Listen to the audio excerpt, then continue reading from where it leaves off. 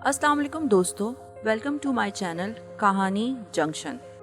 वालिदैन के इकलौते बेटे और दो बहनों के इकलौते पढ़े लिखे भाई जुनैद का अपने महल्ले के एक नौजवान से झगड़ा हो गया। हाथापाई हुई और कुछ गालियों का तबादला भी हुआ। जुनैद घर आया और अपने कमरे में बैठ गया। इसने अपने दुश्मन को मारने का फैसला कर लिया और अलमारी से पिस्तौल निकाल लिया। अचानक इसे अपने एक दोस्त की नसीहत याद आ गई।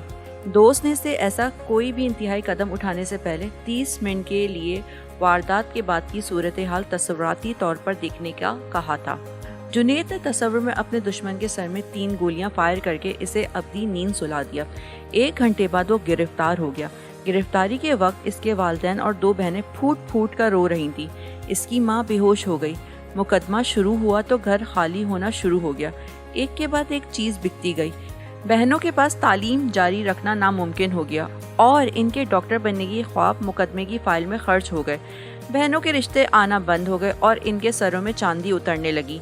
जेल की सलाखों के पीछे हर हफ्ते वालिदैन और बहनें मुलाकात के लिए जाते।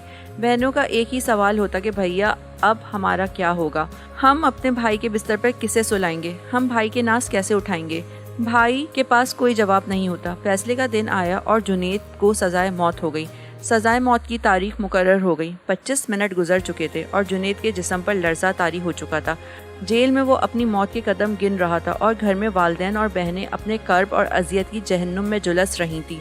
जुनैद की आंखों पर काली पट्टियां बांध दी गईं और इसे फांसी घाट की तरफ ले जाया गया। 29 मिनट हो चुके थे।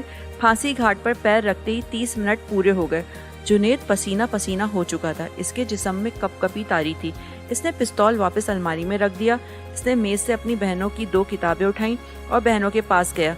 बहनों को मुखातिब करते हुए कहा, मेरी प्यारी बहनों, तुम्हारे पढ़ने का वक्त हो गया है। खूब दिल लगाकर पढ़ो क्योंकि तुम्हें डॉक्टर बनना है। चंद माह बाद जुनैद एक बैंक में अच्छी पोस्ट पर मुलाजिम हो गया। जुनैद की दोनों बहनें डॉक्टर बन गईं। वो एक कामयाब और भरपूर जिंदगी गुजार रहे हैं।